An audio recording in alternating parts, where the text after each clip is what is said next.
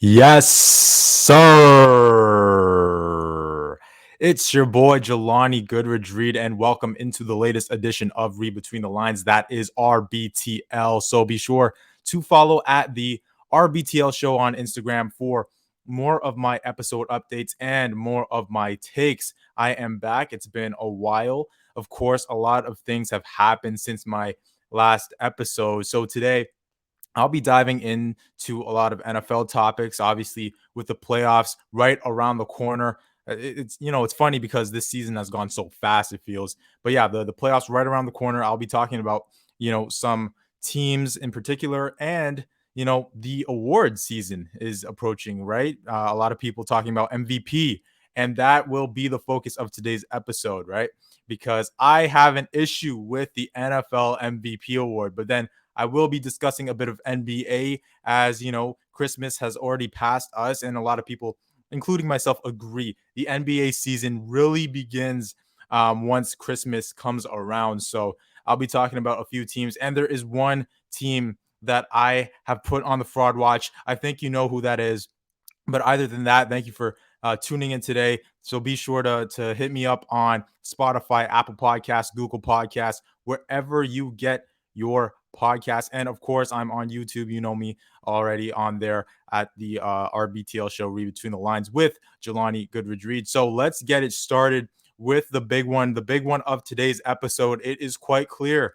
It says on the screen right now, if you're watching, the NFL award, the NFL MVP award, that is, has become a quarterback award. And it's been like that for how long? And I have an issue with it. Okay. Why am I talking about this right now? Well, look at this year. Look at 2021's season. There are a few people that are consistently in the debate when it comes to who's getting that MVP this year. We're talking about Aaron Rodgers. We're talking about Tom Brady, right? We're talking about Cooper Kupp, Jonathan Taylor. Some people out there saying Matt Stafford, right? Initially, it was Kyler Murray. He was involved in that. Way early on, Dak Prescott was in that conversation. A lot of people also thinking Josh Allen, Lamar Jackson used to be in the conversation. So when you're looking at all those names I pointed out, the majority are quarterbacks.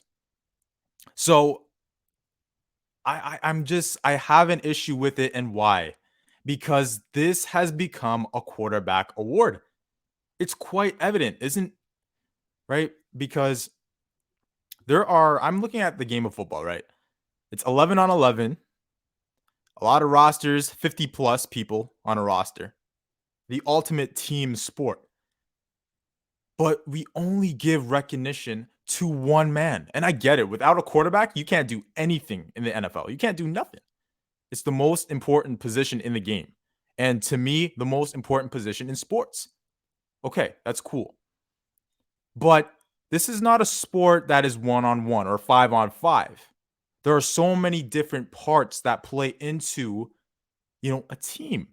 It's not just a quarterback. Quarterback needs his, receivers, needs an O-line, needs those runners behind him to do things. It's not just him. And also, there's another side of the field. There's a defense, right? So for this award, for the MVP to only be given to quarterbacks, it's tough to see.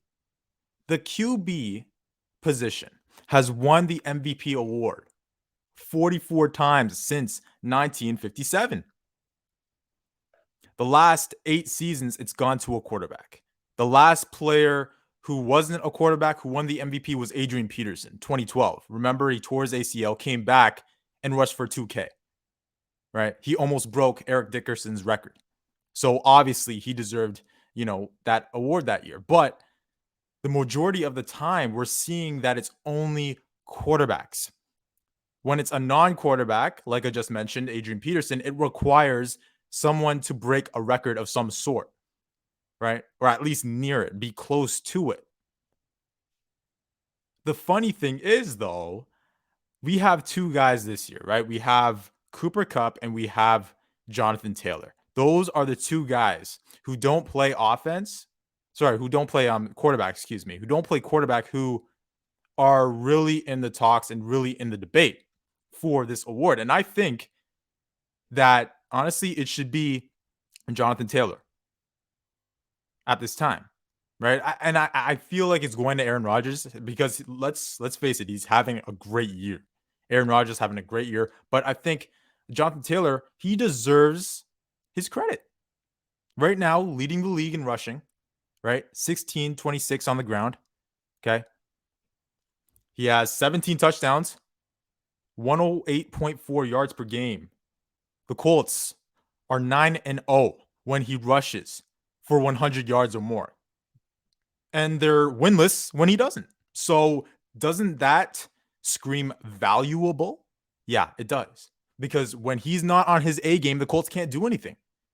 He also leads the league in yards from scrimmage. He has nearly 400 more yards from scrimmage, more than the second place guy, which is Joe Mixon, right, of the Bengals. So when you're looking at all that, the 19 total touchdowns that he has, 2 more than Austin Eckler.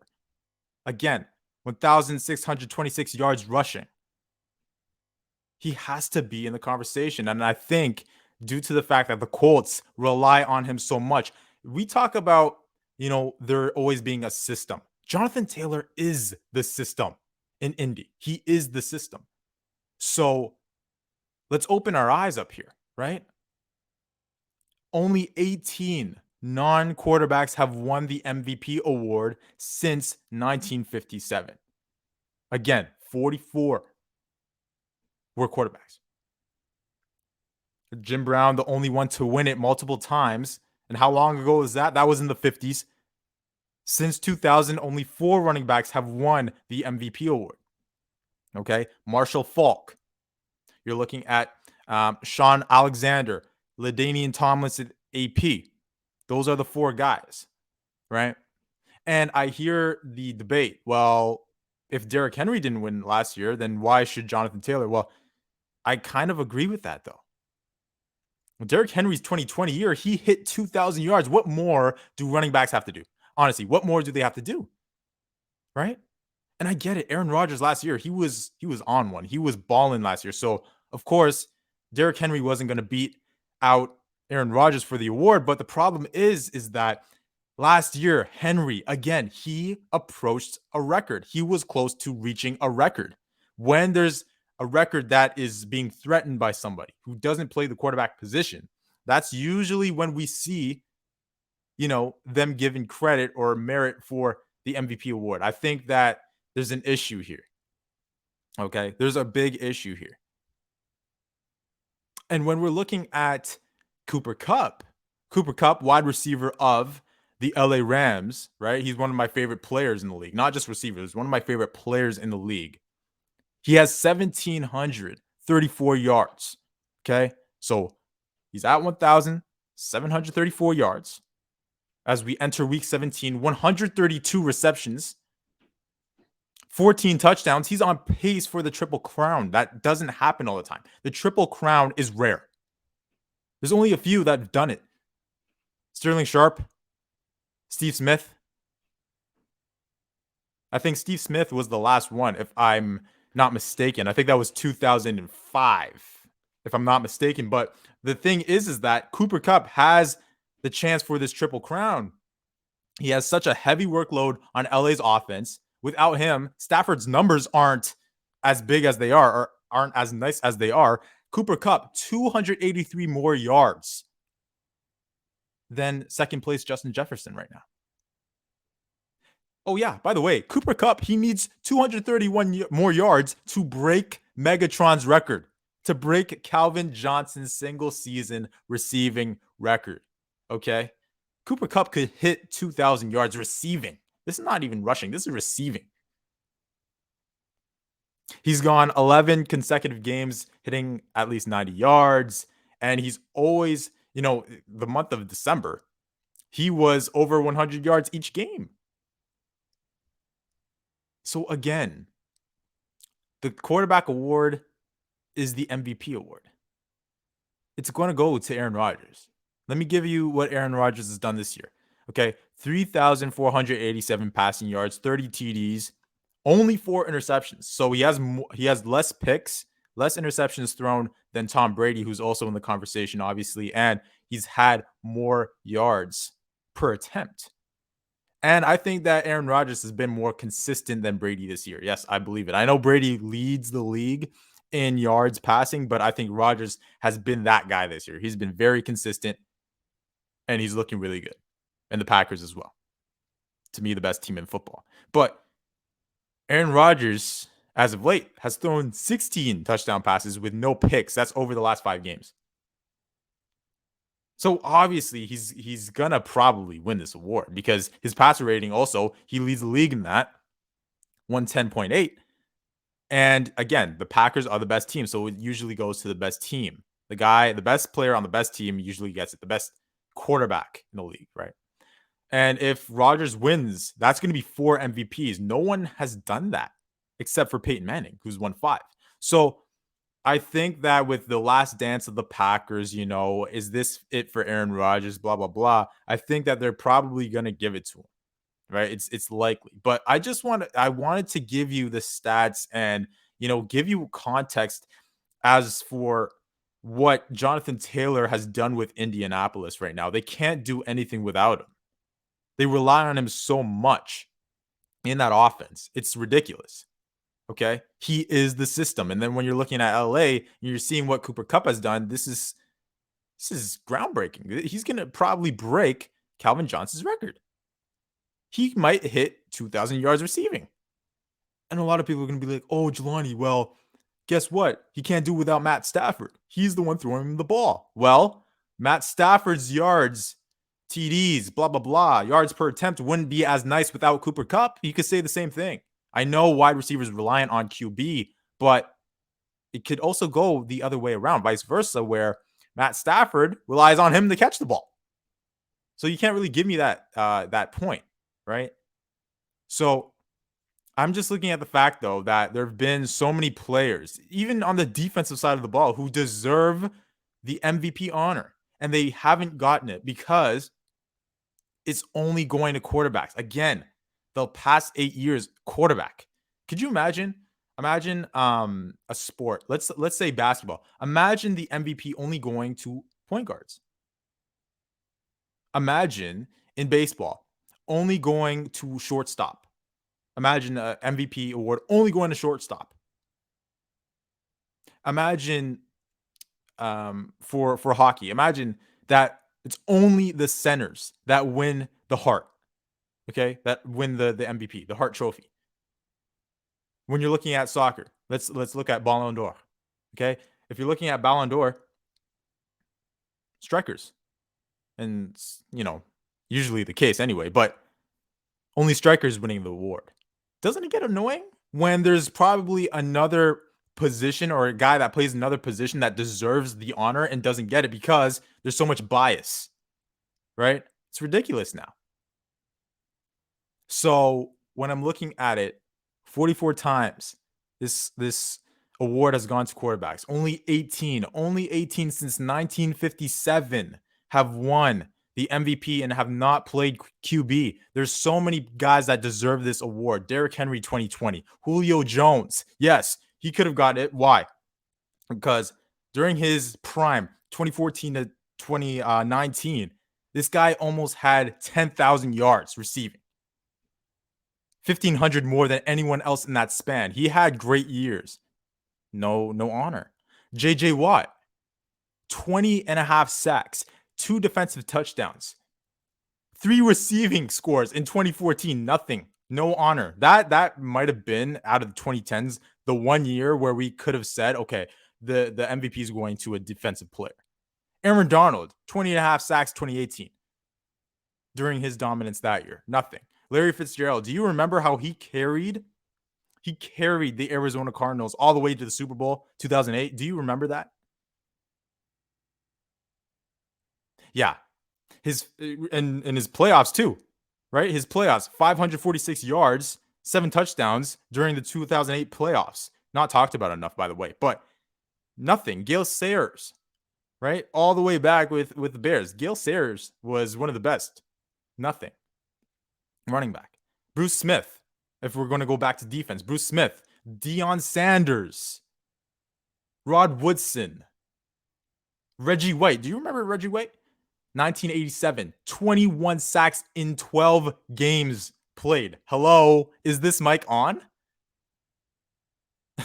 Okay. Randy Moss, Jerry Rice, the two best that we've ever seen from the wide receiver position.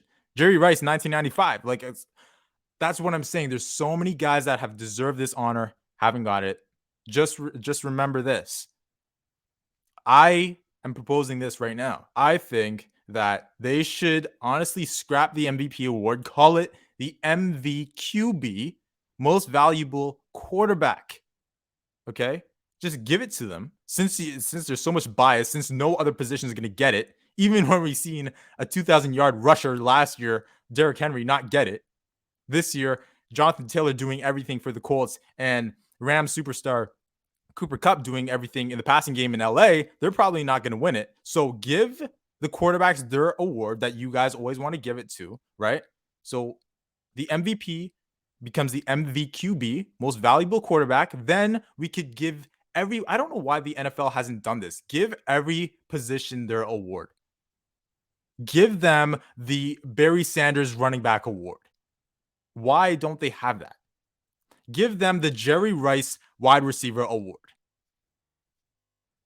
Give them, I don't know, give them, Larry Brown. No, let's give them, Orlando Pace. I don't know. Just pick a O lineman, okay? Orlando Pace O lineman award. Give them the Ray Lewis linebacker award. Deion Sanders cornerback or defensive back award. Right? Reggie White defensive line award. Like, we need this. We need this. And earlier I meant to say Larry Allen, not Larry Brown. I don't know how I messed that up, but yeah, I don't see why we don't have specific awards for specific positions, right? It's a shame because there's so many years where we see guys that deserve the honor don't get it. And again, we're going to see this once more. Aaron Rodgers is going to win the MVP award. I'm just telling you right now because the storyline, the drama that was built up in the offseason and how he's played and how Green Bay has played, he's going to get it. And it's a shame because in other years, we'd probably see Jonathan Taylor win it. If this was the 2000s, he was going to win it. Or, Cooper Kupp, just sensational football that we've seen from him. And he's going to get the Triple Crown, and he's going to probably break a record, a great record in terms of receiving yards for a single season. So, that's what I think. I think everyone deserves their own award in terms of position. If you're going to keep giving it to quarterbacks, only 18 non-quarterbacks have won. Just name it the MVQB, right? But let's move now. Let's move to the next topic. I had to rant about that. It's just annoying. Like, it's only quarterbacks. Like, I feel for other guys that just, they have no hope, right? They know they're not going to win the MVP, right? But let's move to Aaron Rodgers. I talked about him before for a bit, but there's some rumors. Is he going to leave the Packers? Is he going to stay? He's not ruling out retiring after this season. So he said this the other day: "I'm just enjoying this season for this season, and playing next year will definitely be in the thought process." And then he says that it's important for him to not be a bum on his way out, but play at a high level, which he is right now. Again, talking about the MVP award. He continues saying that, he's not necessarily thinking about playing elsewhere next season. He's also said that his relationship with Brian Gutekunst has, been heartfelt and that it's improved and has grown. So is he going to leave? Is he going to retire? I don't see him retiring. Even if they win the Super Bowl, you'd want to think that he would finish on top with a ring, his second ring, blah, blah, blah. I don't think that's going to happen. I previously thought that he would probably leave the Packers. But I don't even see that happening. If I'm Aaron Rodgers, just stay. Like, where are you going to go? Okay, the only other suitors that I see and that have been thrown around, the Denver Broncos, New Orleans Saints, Pittsburgh Steelers, and possibly the Miami Dolphins. That's a possibility that is very far out, right? So you're really looking at 3 teams: Denver, New Orleans, Pittsburgh, right? Because I don't even think San Francisco, to be honest. Um, Among those, like you got Denver, who's there's stars all over that offense that he could work with. The defense is sensational. That would be a nice fit, right? But you go there, you're gonna play Patrick Mahomes twice. You want to play Justin Herbert twice in your own division. Oh yeah, by the way, Derek Carr's there too. He's nice. So I don't see why he would do that. He's in the easiest division right now with the Bears, Vikings, and Lions. He always owns the NFC North. Why would you go to the AFC West with those guys? No guarantee that you get the division title and a higher seed. You might be a wild card or probably be out of the playoffs. Who knows, right? As for Pittsburgh, yes, there's Chase Claypool, Juju Smith-Schuster's coming back next year, right? You got a good runner in Najee Harris. Um, the O line needs some work, right? The defense has some talented guys back there. Mike Tomlin, obviously. So that seems like a spot. But again, you're going to be in a tough division. The AFC North. You got Joe Burrow now. You got the Bengals that are looking, really nice. They're not the old Bengals. You're looking at the Ravens. The Ravens, Lamar Jackson. They're going to get healthier, right? This year they're just beat up, but they're going to be healthy at some point down the line. And then the Browns, they have talent. So are you trying to go to the AFC North right now? I don't know if you are. There's no guarantee. And then New Orleans, like they have a nice team all over the place. And you also got Kamara, Michael Thomas probably going to be back. And I think that's a good spot. But I don't think it's better than Green Bay. Everything's set up for him in Green Bay. He has, the offense, he has the line, he has running backs, Dylan Jones right now. Um, we'll see how it looks down the line. You have Adams. I think Green Bay, their focus has to be retaining Adams, obviously, right? But you also got the defense as well. You got so many players, so many ballers on that defense. Where are you going that is a better, destination or a better opportunity that gives you a better chance to win the Super Bowl? I don't see it. I think Green Bay is it. I think Green Bay, he has to stay. You got 3 more good years left, I believe. 3 or 4 even. You're Aaron Rodgers, you stay in Green Bay. That's just me. I don't think that there's another spot for him. But let's move to Brooklyn.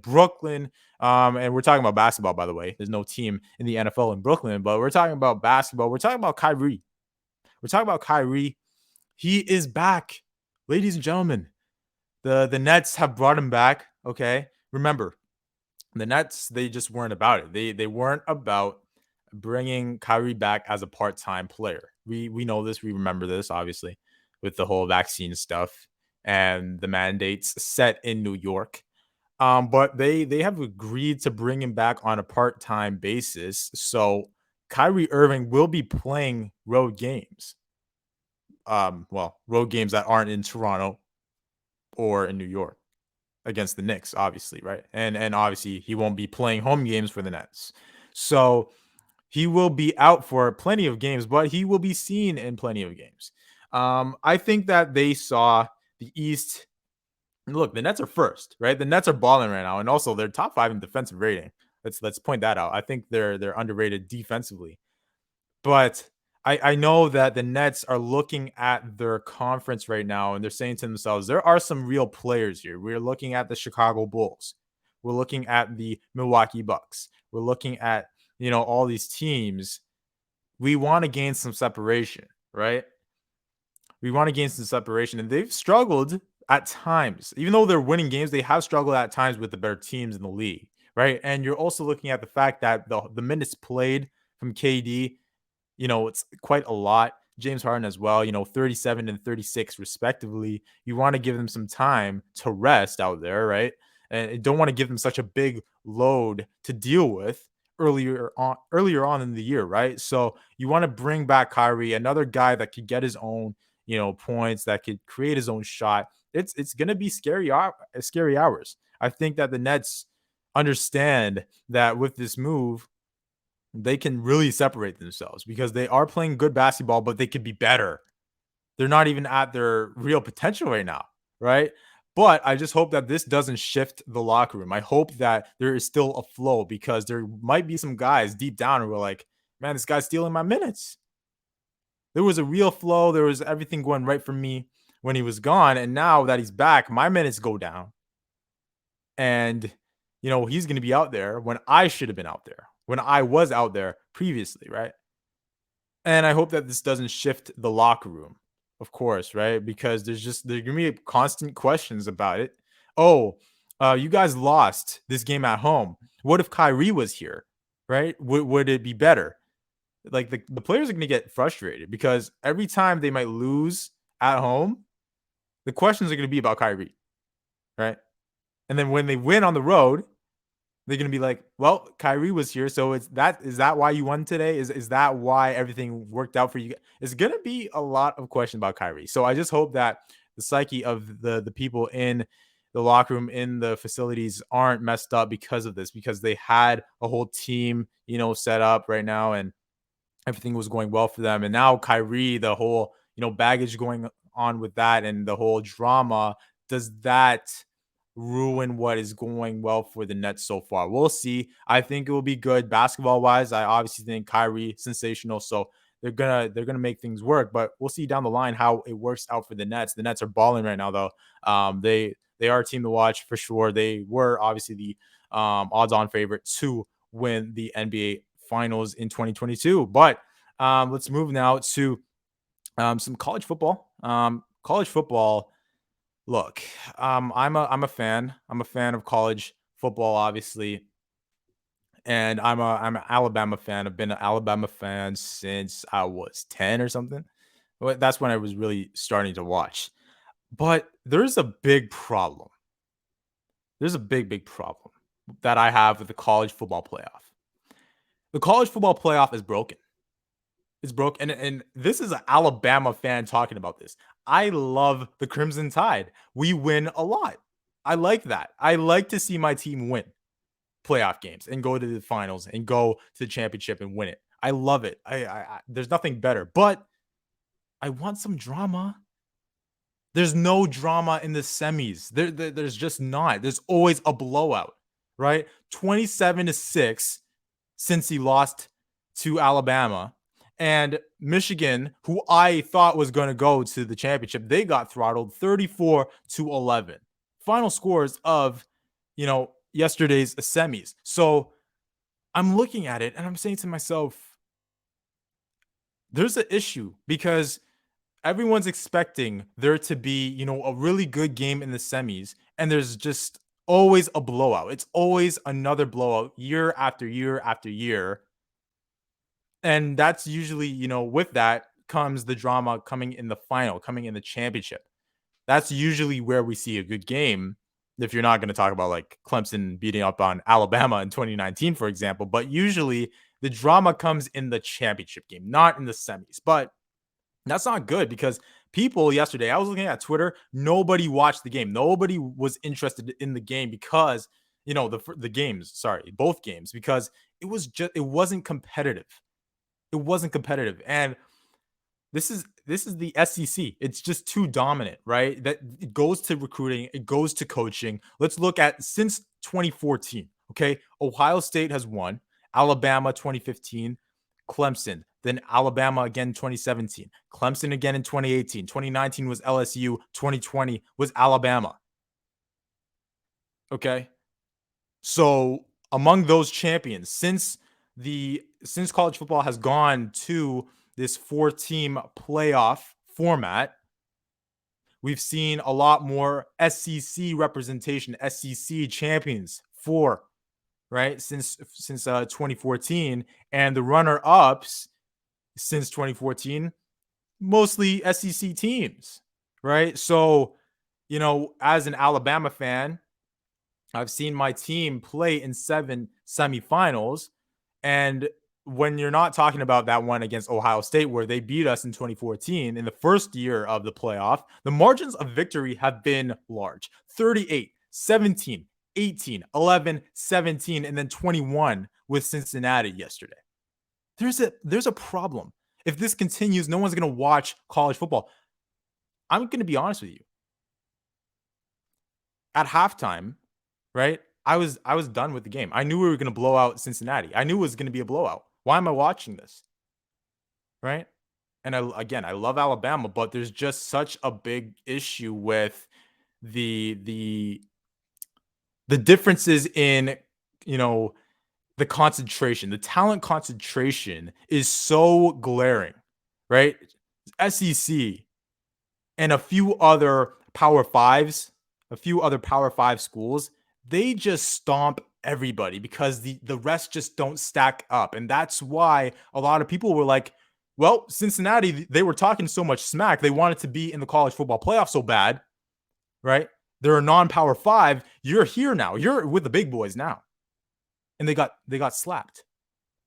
They got slapped. And I actually thought they were going to cover the 13 and a half spread. That didn't happen. Okay. This could have been Baylor or Utah or Ohio State or Oklahoma State. Honestly, we might have seen another ugly beatdown. Honestly, because there's just such a difference from the higher ups in the SEC and everybody else. The SEC, the best teams in the SEC yearly look like minor league NFL teams. They don't even look like college football teams. They're so much better than the rest. And this, by the way, this was happening, right? Yesterday against the Bearcats, that happened without John Mechie, our number one receiver. Our O-line, in terms of Alabama, has not been playing well this year at all, right? One of the worst O-lines that has been at Bama since Saban has been here, right? Since the Saban era, this is one of the worst O-lines, and yet we're rushing and running down Cincy's throat for 6 to 7 yards per carry. It was ridiculous. It was bad to watch. And a lot of people are talking about, let's expand the playoff. If we expand the playoff, we have less blowouts. We have more competition. We have, more excitement. Yes, I'm somebody who has always said I want to see more teams in the playoff. At least 8. Please, at least give me 8 teams. 4 is not enough. Right? And they're working on probably getting 12. However, I'm now saying to myself, yeah, we could expand to 12. We could expand to 8, but are we going to act like this fate isn't going to happen? There are going to be non-Power 5 schools that are still going to get destroyed. There are going to be Power 5 schools who don't stack up with the best of the best, like Alabama, like Georgia, who are still going to get slapped in the quarterfinal. If you have 12 teams, they're going to get slapped anyway. It's inevitable right now, and I think that expanding it, there's no point. I just don't see there's a point because we're gonna see the same result. All I'm gonna say is this: there's just an issue in terms of the talent concentration. The recruiting's so much better with the SEC. The coaching so much better with the SEC. The talent pool, right? All these guys, they're NFL players, basically, in the SEC. Everywhere else, right? Whether if it's the ACC, Big Ten, whatever, Pac-12, the Big 12, they're just like, what can we do? What can we do? So it's bad, but I honestly look, when you compare it with March Madness, such a better product, right? It's just, you don't always get the blowout. You get the Cinderella, right? And that's why people want to expand the college football playoff, because maybe there's a Cinderella. Well, yesterday we thought there would be one in Cincinnati, and that didn't happen. Okay. It's getting to the point where college football is becoming predictable and it's becoming boring. Yes, as an Alabama fan, I'm like, man, we're going to win again. We're going to win again. And even if we don't beat Georgia in the championship game, we at least made it to the championship game. This happens every single year. Alabama makes the championship game, it seems, right? This must have been how it felt like, in the 60s or whatever, when the Celtics just ran the NBA. I swear it must have gotten boring for these guys, for fans out here, because they're like, man, nobody stacks up with this team. Nobody stacks up with the talent over there. And that's what we're having in college football. That's why the ratings are down. That's why nobody really wants to watch it, because there's just 1, 2, or 3 teams that are realistic title contenders. and the rest are just hoping and praying that Alabama or Georgia or somebody like that, LSU when they're good, or Clemson when they were good, they're just hoping that these teams choke. It's not good for the sport. It's bad for the sport. And people are going to start not caring. I've seen it on Twitter. I see it everywhere. People are starting to not care because it's the same script. And the committee right now is laughing because they looked at Cincinnati crying about their place in the college football playoff, saying, really, you want this? You want some of this? You want some of Alabama? And you give us 27-6. Okay, let's move. I'm done. It's just the product is just messed up right now. It's messed up. But let's go to the fraud watch. The Lakers. Okay. Los Angeles, I don't even want to tell you guys, but I had them going all the way. I had them going all the way. And to be honest with you, I was a prisoner of the moment. I was a prisoner of the moment because this team is not it right now. I don't see this team beating the Warriors. They're not going to beat the Suns. They're not even going to beat Utah. And I know Utah, y'all are going to be like, what's in Utah? They can't do anything in the playoffs. Well, if the playoffs started today, trust me, the Jazz would beat the Lakers. Trust me. Okay? There's so many issues that I look at, and look, I'm a big Westbrook fan. I'm a big Westbrook fan. I love Russell Westbrook, but he doesn't fit. I thought he would fit. He doesn't fit. He doesn't shoot deep, can't shoot from the three. He's always, trying to shoot for some reason. And when he bonks it off the rim or the backboard, I mean, what's that doing for me, right? And when he's shooting out there, defenders can clog the paint, right? Because they're not going to cover him from three, right? There's no chemistry here. There's just none. I think the roster construction was really bad. They're one of the least athletic teams in the league, one of the older teams in terms of average age. And the really big problem I see with the Lakers is the defense. The defense, when they won in 2020, that squad ranked 4th in opposing points per game.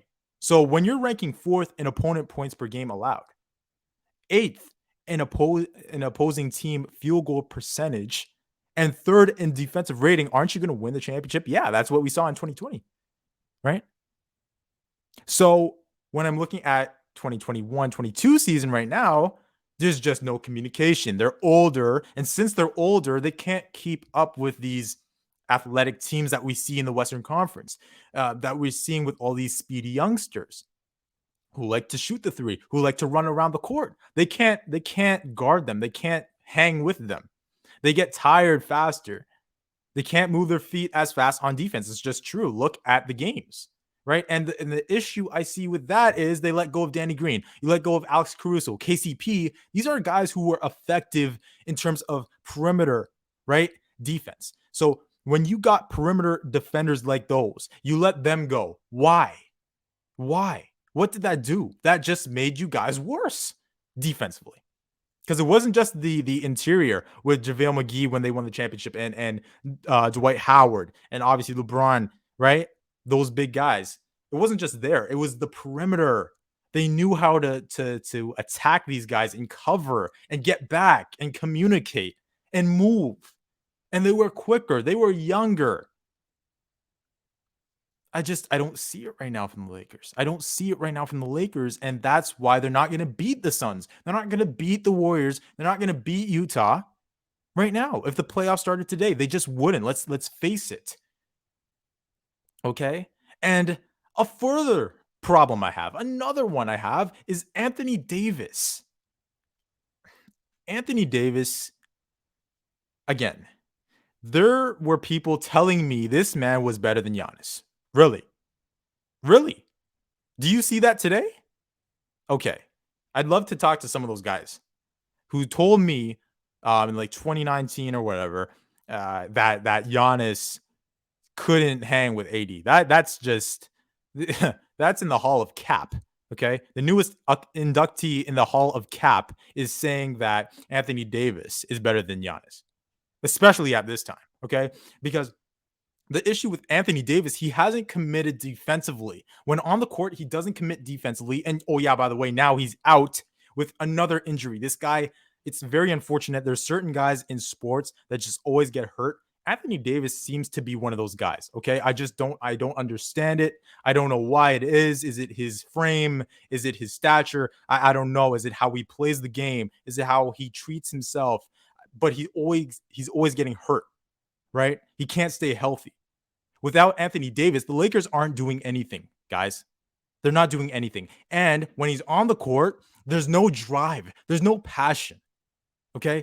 This is a man who has top five talent. I say this all the time. He has top five talent, but he's not a top five player. A lot of people tell me, Jelani, Anthony Davis is definitely a top five player in the NBA. Really? Because I don't see that. I haven't seen that. Maybe in 2020 I saw it, but I haven't seen it over the course. I see the talent. It's there. It's there. This man has talent to stack up with the best of them in terms of power forwards all time. But what he's shown us is a guy when he's out there with LeBron on the court, he's like, you know what? I got a ring. I'm good. I don't have to do what I gotta do. Like I'm fine being here, doing my own thing, getting my stats, blah, blah, blah. Why is it that a 37-year-old LeBron James is doing everything for this team, right? So Anthony Davis was given the keys to the Lakers. He was given the keys. Here, take us there. Take us to the promised land now. LeBron was like, this is your team now. But when Anthony Davis is on the court, I just don't see that passion. I don't see the drive that someone like Giannis has. Could you imagine AD with the motor of Giannis? What he could do to these teams out here? Please. So when AD comes back, who's also on my fantasy team, I want to see something, please. Please. Right? But again, I'm looking at LeBron James. This guy is just insane. The best player I've ever watched, right? 37 years of age, and he's doing what he's doing. This guy could be in MVP talks right now. Let's just call it what it is. He could be in MVP talks right now, averaging 28 points per game, by far the most in terms of a player aged 37 or more in NBA history. 28 points per game, 7.2 rebounds per game, 6.8 assists per game. That is LeBron James right now. Without him, who is this team? This team can't do anything without LeBron. That is bad. That is alarming. Why is a man approaching 40? Why is he carrying this team like this? This shouldn't be the case. It shouldn't be the case. Right? And remember, the Lakers, they have the number 2 best championship odds going into the year, and I don't see that happening right now. It can't just be LeBron James. I can't. But we'll see how it goes as time moves forward. And let me just end off the episode with some news. So John Madden passed away, 85 years old. And Dan Reeves, another great in terms of NFL, coaching. He's also a former Dallas Cowboy. He passed away at 77. So 2 tough losses for the NFL family. And Dan Reeves, obviously, he participated in 9 Super Bowls. That's the 3rd most. And John Madden, obviously, he has the highest winning percentage in terms of coaching. He had a great broadcasting career. We know about the video game. I just want to thank especially Madden because, obviously I grew up watching football, but the Madden video game, it just did wonders, for me because, once I started playing the game, I had a new love for football, like a greater love for football and a new understanding because I would just watch. I was young, so I just watched the games and stuff. But once I got my hands on the game, that taught you so much about it, right? And he wanted it to be a simulation video game. And shout out to EA Sports. Shout out to them because they've been disgraceful in terms of what products they keep giving us year after year in terms of the Madden football video game. It's arcade now. It's not simulation. Why do they care about Ultimate Team? Madden wanted to teach us about the game. He wanted it to be real, authentic football. And yet, EA year after year since 2013, 14-ish, they have just done a poor job of doing so, right? So with the last great Madden video game being in Madden 12, that was the last great one. It's kind of sad, no, it's kind of sad. So I hope with Madden 23 they put him on the cover, and I hope they honor him by giving us more features, giving us a real franchise mode, giving us something like mini camp mode that we used to see in the late 2000s, mid to late 2000s, something like that.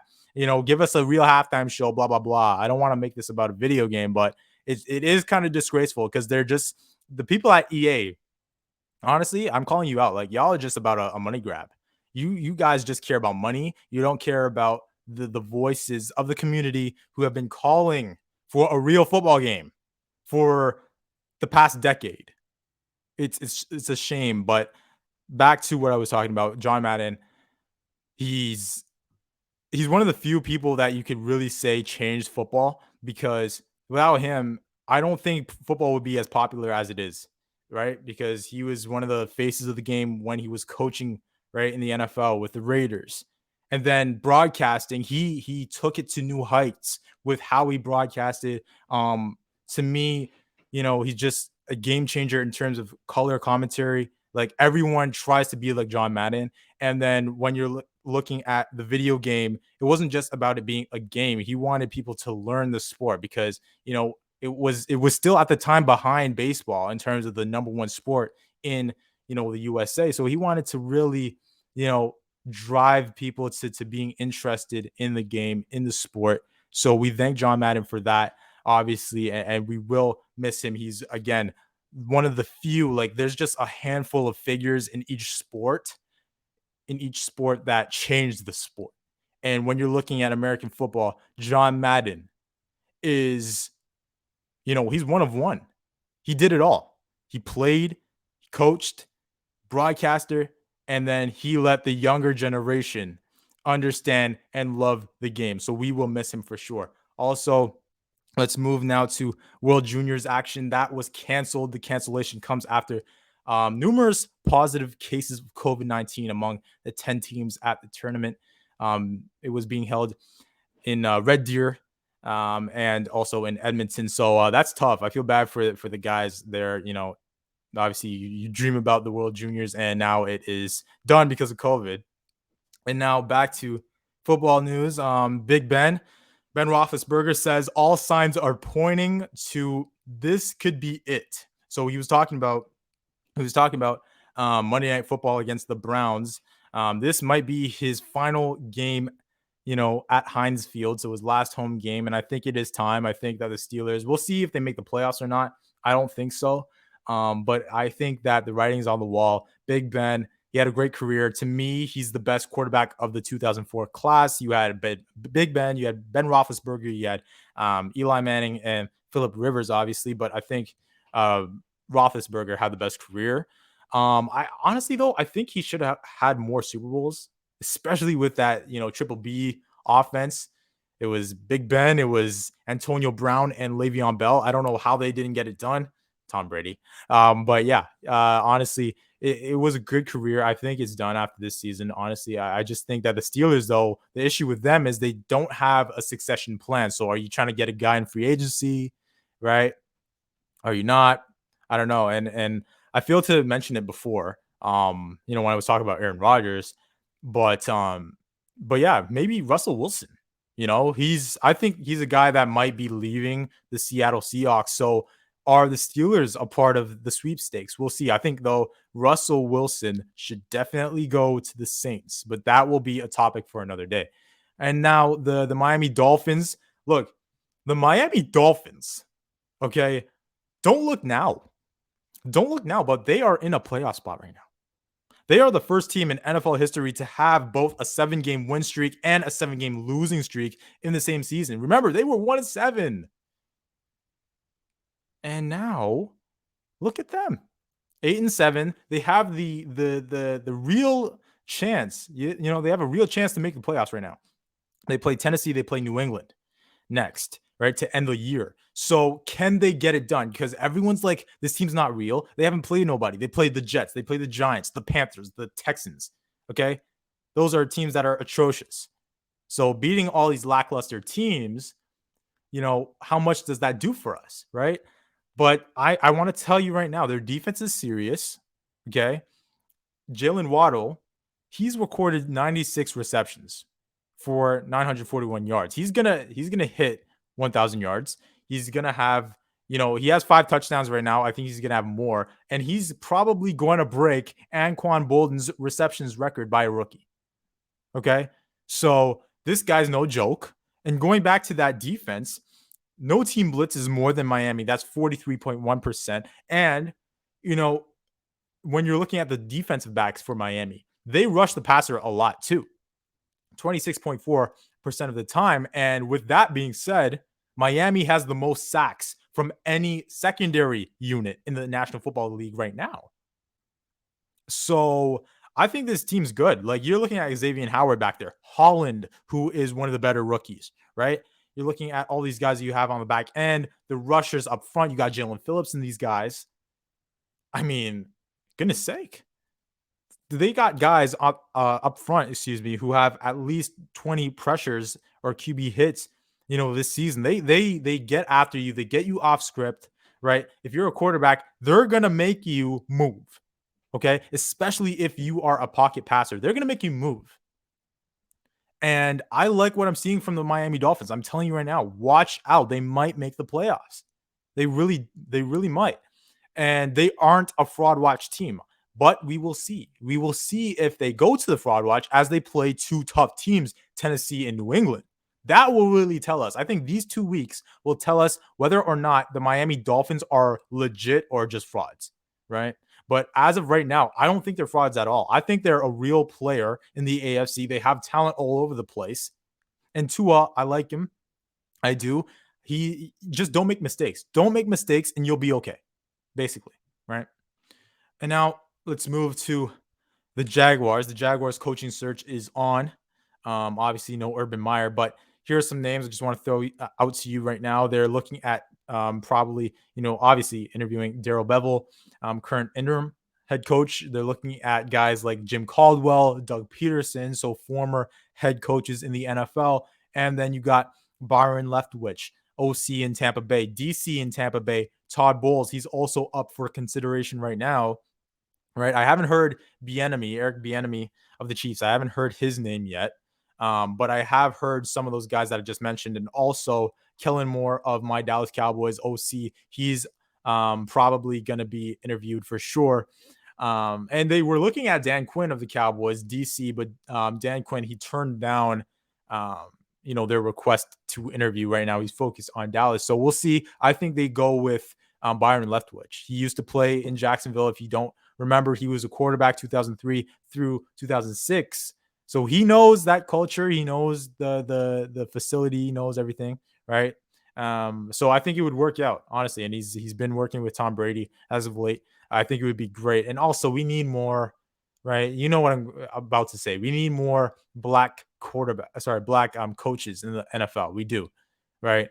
And not just black. We just need more racialized individuals as head coaches in the NFL. There's such a lack of them. I've gone on about this for a while, and this is a period where we will see again more teams looking for head coaches. Please consider. There are guys all over the place. Also, I forgot to say Leslie Frazier, very good coach, defensive coach in Buffalo. I think this is the time for it. So I think, guys like Byron Leftwich. I think Jim Caldwell. If they're not going to go Leftwich, please get Jim Caldwell. I don't know why Detroit fired that man. Remember, he finished off 9-7 and they fired him. Since then, they haven't sniffed 9 wins. And remember, didn't they go to 2 playoffs with him? Yeah, they did. So I don't know what Detroit was on there, but honestly, we need more representation. So I'm hoping, fingers crossed, that it happens. And then some 2 further points about some NBA news. We have Ricky Rubio. He tore his ACL, but the Cavs, they did pick up Rajon Rondo. They agreed to trade Denzel Valentine to the Lakers. for Rondo. The Lakers are gonna waive Valentine's partially guaranteed deal just to create a open roster spot. And then as for WNBA, shout out Becky Hammon. She is on a 5-year deal, highest paid WNBA coach. I want to give her credit for getting hired by the Las Vegas Aces. I like her as a head coach right now. I think that she could have gotten a coaching job in the NBA. I think that was an L for the NBA. I think the NBA let her go. She'll be back. Don't worry, she'll be back. Because if there was anyone that could break that barrier and we could really say is, going to become the first female head coach in the NBA, I was looking at Becky Hammon. But I think that, with Becky going to Vegas, this is going to be nice. It's a good team. So I'm hoping for nothing but the best for her as she goes to the WNBA and returns there. But guys, that is all I have for today's episode. Thank you so much for watching. Read Between the Lines with Jelani Goodridge Reed. I will be back very soon as the NFL playoffs start in a few weeks and more NBA talks continue to come through. So again, be sure to hit me up on all those streaming platforms: Spotify, Apple Podcasts, Google Podcasts, wherever you get your podcasts, and YouTube as well. And follow at the RBTL show on Instagram for more of my takes and episode updates. I will see you next time.